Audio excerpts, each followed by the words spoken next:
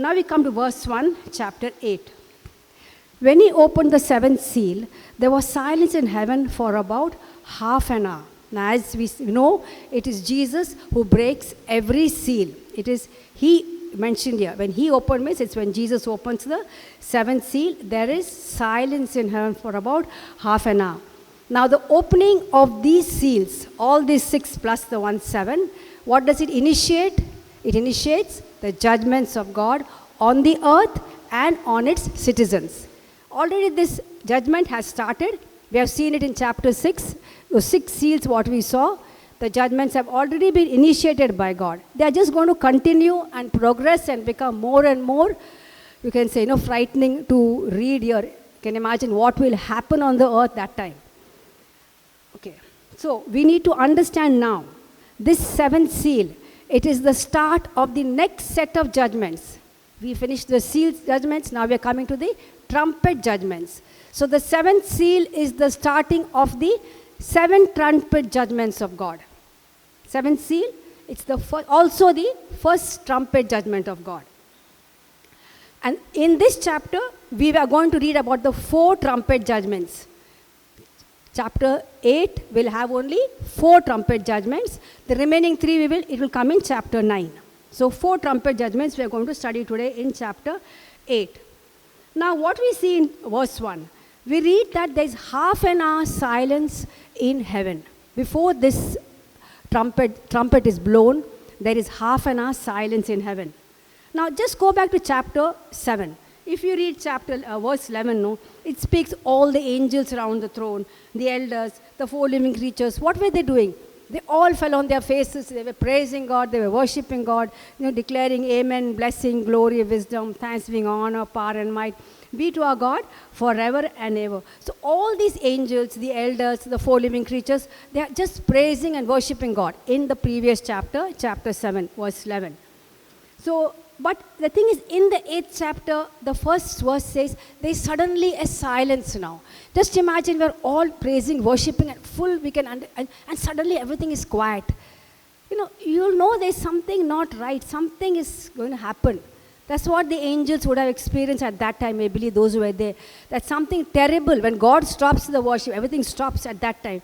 They know that God is planning to. It's not God who stops, but there's a silence at that time. So, they know, the angels know, I'm sure, that something God is going to do terrible on the earth. So there's a saying, always still before the storm. How many of us have heard that saying? Still before the storm breaks out, sometimes there's a quiet. So the major part of the storm, little has already started in the 6th chapter. Now there's going to be something terrible going to happen. You can find out that also in Zephaniah 1:7. Let's go to Zephaniah 1:7. It's already prophesied what's going to happen. Zephaniah 1:7. Okay. Hold thy peace at the presence of the Lord God, for the day of the Lord is at hand. For the Lord hath prepared a sacrifice, he hath bid his guests. The version I have here, let me see what it says here. 1:7. Be silent. Yeah, it's almost the same thing. Okay. Also, can we go to Psalm 76, 8 and 9? Before what the Lord wants to do, this is what it says. Okay, 76, 8. Thou didst cause judgment to be heard from heaven. The earth feared and was still, verse 9. When God arose to judgment to save all the meek of the earth. So, before God gives the remaining judgments, there is still a silence on the earth. We go to verse 2. Revelation 8, verse 2. And I saw the 7 angels who stand before God, and to them were given 7 trumpets. Now, these angels are not ordinary angels. Please remember that. They are not ordinary angels. And you read the word there, it says, I saw the 7 angels. There is the word the. What do you call that the in English? There's a phrase there. Whatever. It is the 7 angels. It's not just I saw 7 angels. When you say the 7 angels, there are specific 7 angels who are standing before the throne of God. Like we know about angels. There are, Archangel Michael is there. Archangel Gabriel is there. Then Hebrews 1:14. Each one of us have an angel God has put in charge. God sends his angels as ministering spirits, for those who are going to attain salvation. So we have those angels also. Then also we have Job 1:6. What is Job 1:6? He also speaks of the sons of God. The sons of God also are angels. Yeah. Now there was a day when the sons of God came to present themselves before the Lord, and Satan also came among them. Now the sons of God also, they can come only at the appointed time before God. They just cannot come to God's presence. So there are different categories, you can say there are different grades, different categories of angels in heaven. So now we are speaking about these 7 angels. They are always standing there, ready to do what God tells them to do. They are standing before the throne of God. So they are special angels. They have a high ranking. You may say they may be cherubim, they may be seraphim. Yes, even they are also the mighty angels. But mostly you see cherubim, seraphim, they're guarding the throne. But they're always, they got wings, 2 wings covering their face, 2 wings covering their feet, and 2 wings covering their legs. If you notice, they are worshipping God. But these 7 angels, I don't believe they come under any category of that. They are special angels with a high ranking. They will be blowing these 7 trumpets. So far, is it clear? Any doubts? Okay, fine. So they are going to blow these next 7 trumpets, and these trumpet judgments come after the seal judgments. Fine. Okay. Now, before that takes place, what does verse 3 say? Before the trumpet, again you see what verse 3 says. Then another angel having a golden censer came and stood at the altar. And he was given much incense, that he should offer it to the prayers of all the saints upon the golden altar, which was before the throne. So now we have another angel like these 7 angels, not any other ordinary angel. It's another angel, a mighty angel, powerful angel, who comes and stands. And to him is given what? Not a trumpet. These 7 are given trumpets. But this particular 8th angel, what is he given? He is given he has a golden censer, and he was given much incense. He was given much incense, that he should offer it with the prayers of the saints upon the good. A little bit, we need to do some little study here. All of us know what a censer is. No? Have you seen people, it's like a vessel or a container. Sometimes it has got some chains. And they put coals in that, and they put that, it's a very fragrant smell, censer they put. Frankincense, like God had told in the Old Testament how to make it. He had told Moses, only use those particular things. There are 3 or 4 items. So that particular items had to be used to make that incense.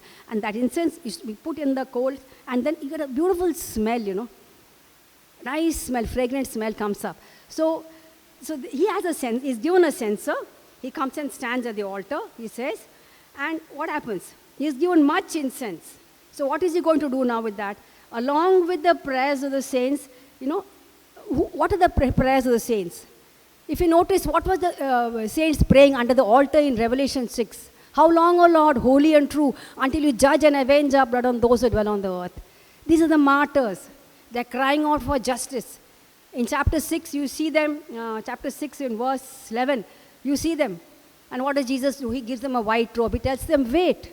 He's going to deal with these people, who were the cause of these people becoming martyrs. Maybe those who blaspheme God. Everything, there is a time to deal with. Fine. So here, at the right now, Psalm 141:2, I think David says, let my hands be lifted up as a sweet, my nice picture. Psalm 141:2. It's the angel offering incense at the altar. I'll go to the altar a little more later on. Psalm 141:2, can we have that? Let my prayer be set before as incense, the lifting up of my hands as the evening sacrifice, right? Yeah, that's the one. Okay, that's David's prayer. Let my prayer be set before you as how? As incense. Let it rise like incense rises up. Let my prayers rise to you like that. And lifting up of my hands as the evening sacrifice. So he offers it on where? On the golden altar, which was before the throne. So now the incense is going up with the prayers. What does it imply? God is in agreement with what you prayed. Sometimes we think, even now we may be going through persecution, we may be going through trials. All that is there on the altar before God. Remember, there's a time God has to deal with it. And during the tribulation, this will be dealt with. So these prayers rise up with the incense. As he's offering incense at the table, golden altar, our prayers rise up to God. That is what verse 3 says. Now to go back to the altar. Do we know how many altars were there in the Old Testament? There were 2 altars in the tabernacle. to be more specific, there were 2 altars in the tabernacle. How was the tabernacle built? We have the outer court, we have the inner court or the holy place, and we had the holy of holies or the most holy place. There were 3. The outer court, it was outside. That had what is called a big altar. That's a brazen altar, where the animals were brought there, they were killed, they were sacrificed, they were placed on hot coals until the whole thing was burnt over there. Then the holy place, which is in between, we have the most holy place, we have the holy place, we have the outer court. So in the holy place, this golden altar was placed where just before the entrance, this is the entrance to the Holy of Holies, there's a veil here blocking, the table would be kept here. This table is not a broad table, somewhat like this you can see, a long table, a high table, it had like bars on that, and there the fire would be brought from outside, and that fire would burn this incense in the holy place. It's a bit difficult to understand, but if you can understand. It is, but there are choices there, so don't use that. There are 2 choices. They have given 2 choices there, Sabino. Some say it was towards this, so you just avoid that, yeah. It's a little complicating that. Okay, so the censer, in the censer, they would carry the coals from the outer court to the golden altar, and there would be incense there, and together that smell would rise up. It would permeate through the veil into the Holy of Holies. This was a continuous job. Every morning there would be a lamb sacrificed on the brazen altar outside, and every evening one. And that would be burnt, and every day this cold morning they had to go and burn incense, evening it had to burn incense. So the fire would never go out. It would always be burning, remember that. The smell would rise up all the time. Just showing you about these 2 altars, because it says here, these prayers were offered where? On the, which altar? Golden altar. Where was the golden altar? In the holy place. That was the golden altar over there. Okay, so in heaven now, what Moses was told to do, as per the thing in heaven, you do it on the earth, the same pattern. But in heaven, remember, there will be no altar of burnt offering, because Jesus has become already the burnt offering for us. There are 5 offerings. There is the burnt offering, the sin offering, the trespass offering, the grain offering, and one more. I can't seem to remember. But there are 5 offerings, and Jesus is already symbolized in those 5 offerings, so there will be no question of bringing fire. The fire is always burning on the altar inside. That is in the holy place. Okay. So it is a smaller altar of incense within the holy place in the center portion. So it is in heaven, it is upon this altar of incense, which is in the holy place, it is upon this that the prayers are offered. Okay. And we go to verse 4. What does verse 4 say? And the smoke of the incense with the prayers of the saints ascended before God from the angel's hand. So as the prayers of the saints, served a similar purpose. It served a similar purpose as the burnt incense served. The burnt incense rose up. Similarly, the prayers of the saints also rose up to the presence of God. Okay. So that became an aroma very pleasing unto God. The incense together which rose up, it became very pleasing to God. That's the same thing in Psalm 141 to what we just read over there. Okay. So here now, before the trumpets are sounded, what's going to happen is, before the opening of the seventh, happens at the opening of the 7th seal, the prayers of God rise up to heaven. Am I clear so far? Am I clear? Arya, it will be clear. I know. Anybody else having any problems in understanding? Naina, any problem in understanding? Okay, so before the trumpets are blown, the first thing what is doing is the prayers rise up to God. Okay. Then, so the prayers which is mingled in the censer, where there is also incense in that, it is taken up, and what does it say? Verse 5. Then the angel took the censer, filled it with fire from the altar, and threw it to the earth. And there were noises, thunderings, lightnings, and an earthquake. In other words, it is thrown back. The answers to those prayers, what were made, literally, it's fire. What is fire symbolic of? Judgment. Fire is symbolic of judgment from the altar. Along with the prayers, you have prayed. Now the answer is, it's going to be thrown back, literally hit back to the earth, is going to face the consequences, what the people had done there. So And what about earthquakes, thunderings, lightnings? They're all indicators of impending judgment. What judgment is going to come? That's why it says there were noises, thunderings, lightnings, and earthquake. So the angel, what does he do? He takes it, puts it in the sand, and throws it back to the earth. God has heard, now it is thrown back to the earth. We go to verse 6. So the 7 angels who had the 7 trumpets, now they prepare themselves to sound. Okay, the answer is on the way. Now the angels are going to sound. Verse 7. The first angel sounded, and hail and fire followed, mingled with blood, and they were thrown to the earth. And a third the trees were burned up, and all the green grass was burned up. This was already prophesied by Joel. What's going to happen? Joel 2:30. Can we read Joel 2:30? Hail and fire and blood. Yeah. And I will show wonders in the heavens and in the earth, blood and fire and pillars of smoke. That is talking about these times. When it was prophesied such a long time back. Also, some people say, as I was going through some commentary, some people say that, this is just symbolic. How can you say blood and all that? They are arguing. But the fact is, Exodus 9. What happened in the 10 plagues? There was literal blood. Hail was there. Fire was there. So this is going to happen again when this trumpet, that is the first trumpet, is blown by the angel. This is going to happen. There will be hail, blood, on the earth, blood, fire, and smoke coming. So one thing we need to understand, all these trumpet judgments, these 4 what I'm talking about, especially these 4 in this chapter, what do they target? What are they targeting? Towards what? Right now, they are targeting the natural sources, on the earth which support life. We need, earth, water, fire, everything we need, is it not? Natural things, what support life, it is targeting that. God is targeting that first. Am I clear? This is where you'll see in these 4 judgments, which support life externally. Now, if you see in the world today, there is so much of campaigning going on. Protect Mother Nature.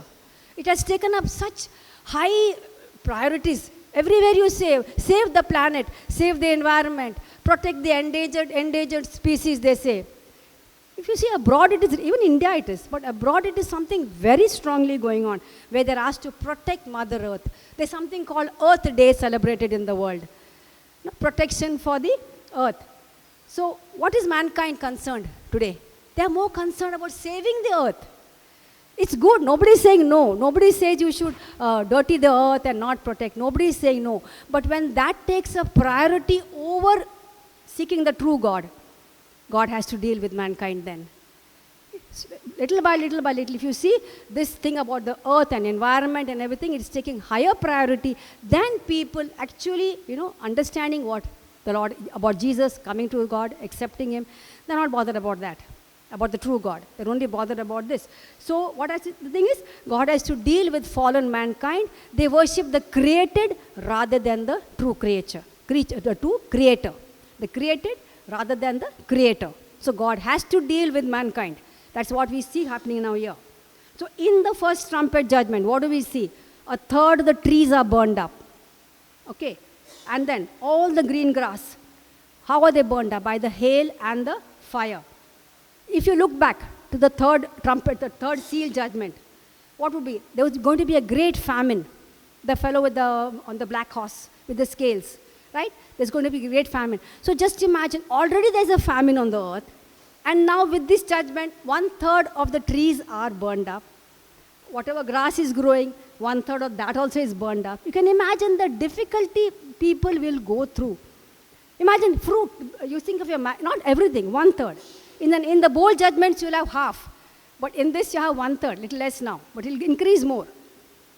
So just imagine, you have no mangoes. If you're living in an area where mango trees are burned, you'll not get mangoes or any other fruits because they're going to be burned up by the hail, by the fire and the blood, whatever this is happening. So 1/3 of the trees, including the fruit-bearing trees, they will be destroyed in this first trumpet judgment. I repeat once again, the first 4 trumpet judgments, they deal directly with the earth. The first 4 trumpet judgments. Then we go to verse 8. We come to the second trumpet judgment. Then the second angel sounded, and something like a great mountain burning with fire was thrown into the sea, and a third the sea became blood, and a third, the living creatures in the sea died, and a third, we go to verse 8. Okay, we'll go to 8 now first. So now what is this? It talks about a great mountain burning with fire was thrown into the sea. There are many, people are given different versions, but most of them agree that, it could be a large meteor. What is a meteor? It's a rock-like thing coming from outer space, and when it enters the space, it starts burning with fire. It's a meteor. And it burns upon entry, and it is thrown into the sea. It's a huge meteor. Very rarely they say meteors enter. I don't know about that, very rarely. But it was going to happen, a huge meteor and what will happen is it falls into the sea. Result of this, what does it cause it to do? Verse 8 only, it's on verse 8 only. It says, 1/3 of the sea water became blood because that meteor fell in the water. And it causes something, it literally destroys what is in that. Fish. 1/3 it says 1/3 of the living creatures in the sea died. So fish will be in short supply that time. 1/3. How can the fish live in that water?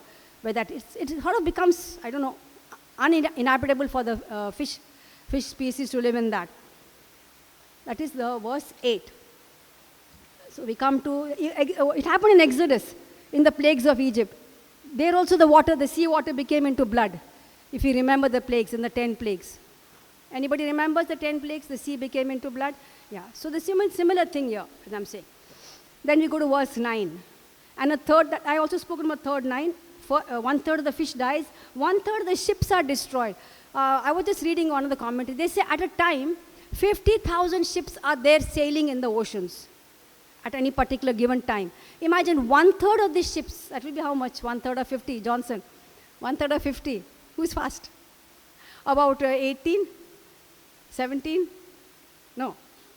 About 16, 17. 1/3 of 50 is how much? Around 15, 16. 1,000 ships will be destroyed. 1/3 of that many. If there are 50,000 ships, 1/3 will be destroyed. They will sink when this meteor falls into the sea, into the ocean. So they say, verse 9, it says, it will, some people say it will generate such huge tsunamis. We'll hear about tsunamis. This meteor can generate tsunamis, such huge tsunamis in the sea that even the ships sailing there will be destroyed. We go to verse 10. Then the third angel sounded, and a great star fell from heaven, burning like a torch, and it fell on 1/3 the rivers and on the springs of water. Now again, we don't know what is this star. Definitely it's not, some say Satan or Lucifer. No, it's not that. It can be a meteor again. It could be an asteroid. It could be a comet again, something coming from outer space. It says it fell on 1/3 the rivers and the springs of water. What is the difference you notice here? Initially it was ocean. This is what now? Where does it fall? This falls on the source of water. It falls on the source of water for living things. We need water, isn't it? We don't drink sea water. So it says water for living things, rivers and springs of water. So this falls in the smaller bodies of water, which supply us our drinking water. Of course, it is purified and all that we get, but I'm saying that is the basis for that. So in this third trumpet judgment, the emphasis is on water as a life-giving source. This is the water which is a life-giving source for us. That is going to be affected in the third trumpet judgment. Clear? We go to verse 11. And the name of the star, now they're talking about the name of the star which fell on the rivers and springs of water. Name of the star is wormwood, and 1/3 the waters became wormwood, and many men died from the water because it was made bitter. So now the star or this comet or the asteroid, it is symbolically called wormwood. Okay, now what is wormwood? This falls into the sources of the water. It makes water bitter to drink. Why? Because wormwood is a very poisonous, it's a bitter substance. It is quoted many times in the Bible. We can read about it. It's there in Proverbs. I have not written the number down. It's there in Proverbs, where it speaks of a woman who is something, she's like wormwood. I don't know whether you can find it. It's there in Proverbs. The woman who is, Arya, can you find out? Wormwood. Something about it's referring to a woman who is, I think it's, the previous one, Proverbs 4:3, something about connecting with a woman it is. I don't know what this woman is. For the lips of a strange woman drop as a honeycomb, and her mouth is smoother than oil.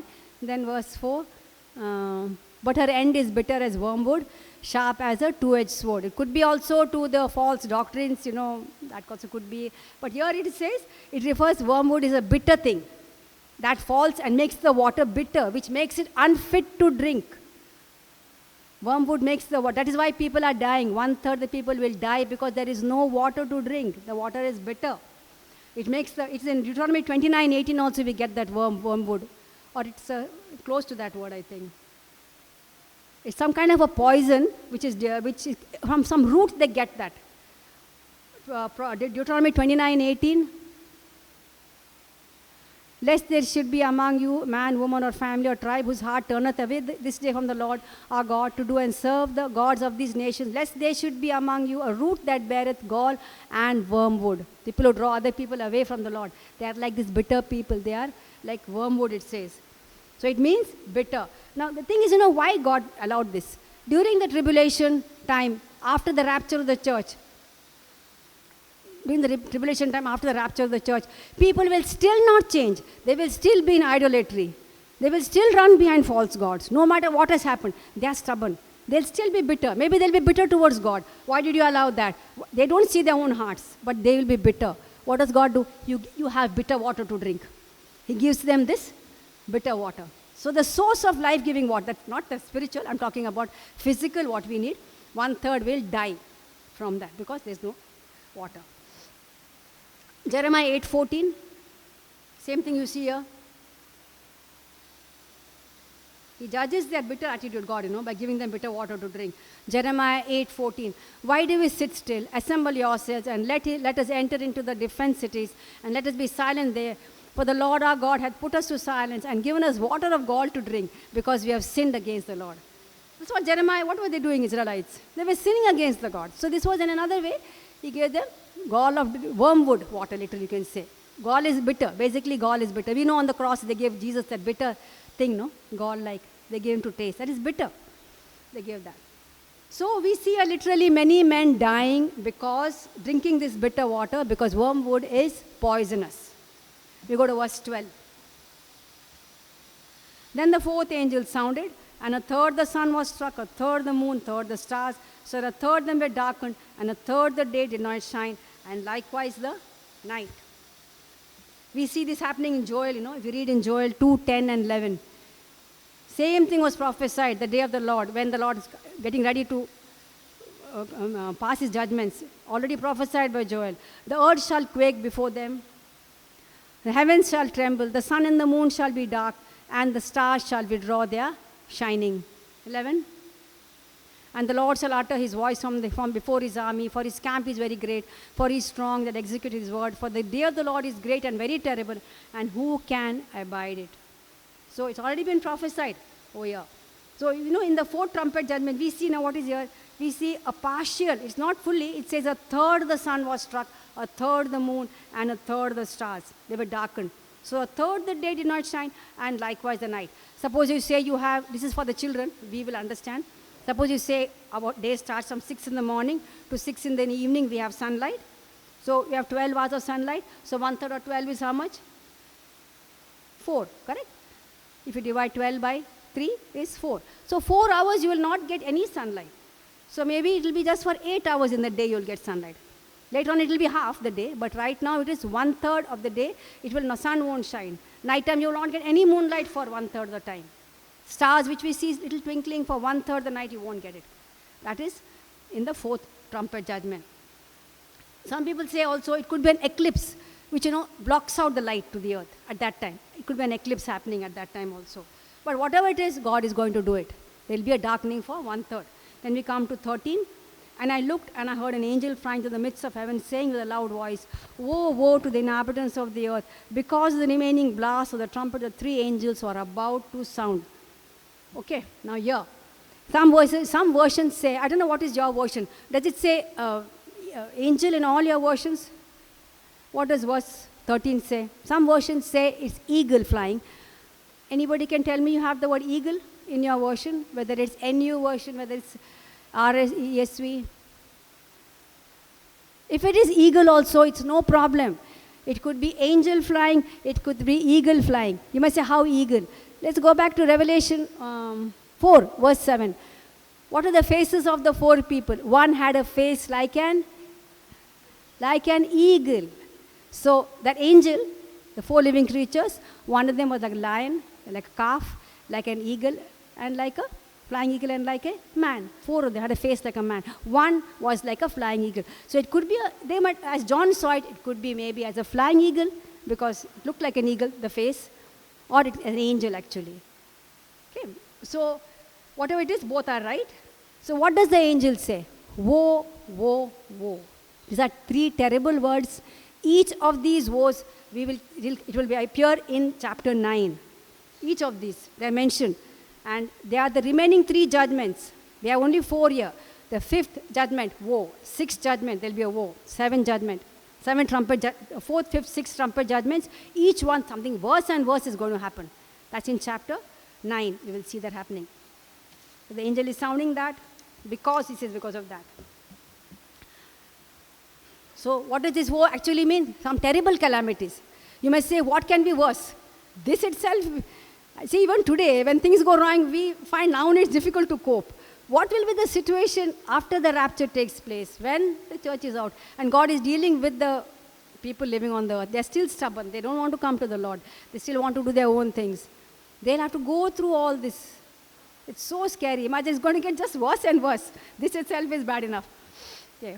So this, if you see here, these are the calamities people are going to face. These calamities, not here. The woe, these three, no? Woe, woe, woe. They are the calamities. These remaining three judgments, people will face. The first four, I told you, affected what? The earth, the creation, the nature. First four. The remaining three, woe, woe, woe, these three trumpet judgments will face the people directly. They are going to be affected by this in chapter 9. Fine. So what will happen is, in spite of it all, whatever is going on, many will refuse God's mercy. He's still showing mercy. He still wants people to change, but they will refuse. They will continue doing their own thing. Maybe they'll blaspheme, whatever, they'll follow their own gods, you know. So throughout these judgments, God will still show mercy, but they will continue to harden their hearts, these people on the earth, and they will continue to blaspheme God. That's why God has to do what He has promised. Amen? Thank you, Father God, for speaking to us, Lord, so strongly through your word. Father, we are so blessed, Father God, that you have, put it upon our hearts, so Lord, to understand, Lord, your love for us. You have brought us out from the darkness, Lord, into your marvelous light, that we could enjoy your goodness, your mercy, Lord, and the hope of, yes, definitely, Lord, of enjoying, Lord, a rapture, a glorified body, Lord. I thank you so much, Lord, that as your children, we will not have to face this, Lord, because of your awesome mercy and love and goodness in our lives, oh Lord Jesus. Thank you so much, oh Lord. I have no words to thank you, Father God, for the mercy you're showing us moment by moment. Even when we fall, oh Lord, you give us the grace to repent and turn around and once again, Lord, follow the word, oh Lord Jesus, Lord. We really bless your name, Father in heaven, Jesus. Thank you, Lord. Thank you for speaking us through us also powerfully through Pastor's word also, Jesus, Lord. Thank you, Lord. Yes, Lord, as we praise your name, we worship your name, we shout glory to your name, O Lord Jesus. Yes, Lord, may we enjoy, Lord, growing closer and closer to you, Lord, in our relationship with you, Lord. Each day, Lord, help us, Lord, to be more and more, Lord, sensitive to your voice, to the voice of the Holy Spirit, Lord, that we may correct, Lord, wherever, Lord, we are falling short of the glory of God. We may correct our ways, O Lord Jesus, in our thoughts, in our words, in our deeds, Lord. As we spend time with you in prayer, in praise, and worship of our Father, Lord. It's so awesome, Lord. We want to experience, Lord, revelations in you. We want to experience your presence, your rich anointing, your glory, Lord, that people will also see you in us, our Father, Lord. Thank you so much, Lord. There's little time left, Lord, for your return. We pray, Lord, each one of us, that you will help us, Lord, to reach out to the lost, Father God. There are so many millions around us, oh Father God. At least one a day, Lord, may we be able to reach out to, if not more, at least one, that we can reach out to and share the gospel with them, Lord. Thank you so much once again, Lord. Yes, Lord, for this word you have given us, Lord. Your wonders also, Lord. People they don't want to read, they don't want to accept, Lord. But it's our duty to share, Lord, your word to them. Help us to do it, Lord. I thank you once again for helping me share this word, prepare this word, Lord. And thank you, Lord. I believe, Lord, you have also helped all those who are here and listening later on to understand, Lord, especially the importance of making it now to heaven, Lord, when it's going to be very difficult later on. I make this prayer, Lord, in Jesus' name. And we all say, Amen.